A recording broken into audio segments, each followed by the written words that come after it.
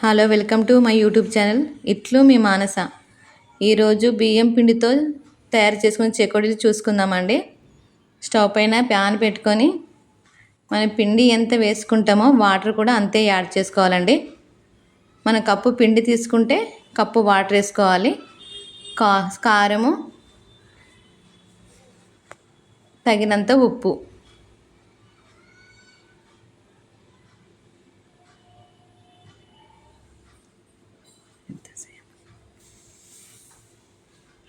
Colour కోసం కొంచెం పసుపు వేసుకోవాలండి. ఓమా, నువ్వులండి. ఈ చెకోడీలు నువ్వులతోనే చాలా టేస్టీగా ఉంటాయి కాబట్టి నువ్వులు ఎక్కువ వేసుకుంటే బాగుంటుంది. వాటర్ ఇలా మరిగినప్పుడు మనం పిండి వాటర్ ఏ కప్పుతో తీసుకున్నామో పిండి కూడా అదే కప్పుతో తీసుకోవాలి. ఆ పిండిని ఇందులో వాటర్లో వేసి ఇలా కలపాలండి. మనకు వేడి వాటర్లో పిండి ఇలానే ముద్దగా ఇలానే ఉండలుండలా అనిపిస్తుంది. కానీ మనం కలిపే విధానంలో మంచిగా కలుపుతూ ఉంటే అది మంచి సాఫ్ట్గా అవుతుంది. పైకెళ్ళి కొంచెం ఆయిల్ కూడా వేసుకోవాలండి మనకు స్మూత్నెస్ కోసము. వేసుకొని మన చేతికి పిండి అంటకుండా ఇలా ఆయిల్ రాసుకోవాలి. ఆయిల్ రాసుకొని మనం పిండిని ఇలా కలుపుకోవాలి. ఆ వేడి మీద మనకు మంచి ఇలా గట్టిగా ఉన్న పిండి కూడా మంచి స్మూత్ అయిపోతుందండి మనకి. కానీ మనం ఎప్పుడు వాటర్ ఎక్కువ వేసుకుంటే ఆ పిండి లూజ్ అయిపోతుందండి. మనము చెకోడీలకు ఈ పిండి ఇలానే గట్టిగానే కలుపుకోవాలి. ఆ షేప్ కూడా మంచిగా వస్తుంది. కాబట్టి మనం పిండి ఈ విధంగా కలుపుకోవాలండి. మనం ఎంతసేపు కలిపితే ఆ పిండి అంత స్మూత్నెస్ వస్తుందండి. తర్వాత మనం చేతికి ఆయిల్ రాసుకొని ఇలా తాల్చాలండి పిండిని. తాల్చి మనము ఫింగర్ మన మధ్యలో పెట్టి ఇలా మనం షేప్ కోసం అండి ఇది.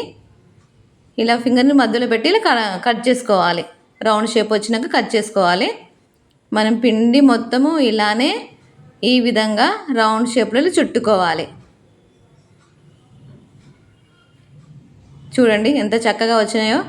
షేప్ కూడా బాగా వచ్చినాయి కదండి. అదే స్టవ్ పైన మళ్ళీ కడాయి పెట్టుకోవాలి. కడాయి పెట్టుకొని కడాయి హీట్ అయ్యాక మనం తగినంత ఆయిల్ వేసుకోవాలండి. ఆయిల్ హీట్ అయ్యాక ఒక్కొక్క చెకోడి మనము అందులో వేసుకోవాలి.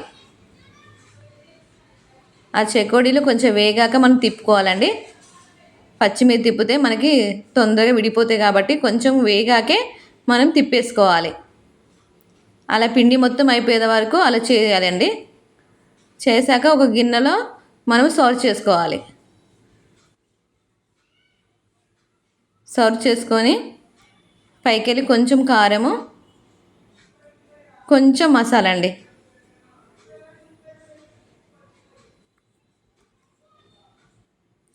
చూడండి, చూడగానే ఎంతగా స్మూత్నెస్ కనబడుతున్నాయో. గుల్లలా ఉంటాయండి ఇవి. మన పిండి కలిపే విధానంలో గుల్లలా వస్తాయి. ఎంత కలర్ఫుల్గా ఉన్నాయి చూడండి. చాలా చక్కగా ఉన్నాయి కదా. కరకరలాడే బియ్యపిండితో చేసిన చెక్కులు రెడీ అయిపోయినాయండి. పిల్లల నుంచి పెద్దల వరకు ఎంతో ఇష్టంగా తినే ఐటెం అండి ఇది. మనం ఇంట్లోనే సులభంగా తయారు చేసుకోవచ్చు. దీన్ని స్టోరేజ్ గురించి పెట్టుకోవచ్చు అండి. 1 month వరకు నిల్వ ఉంటాయి. మన బయట ఫుడ్డే కాదండి, మన ఇంట్లో తయారు చేసుకునే ఫుడ్డే చాలా హెల్దీ. కాబట్టి మీరు ఇంట్లోనే తయారు చేసుకుని తినండి.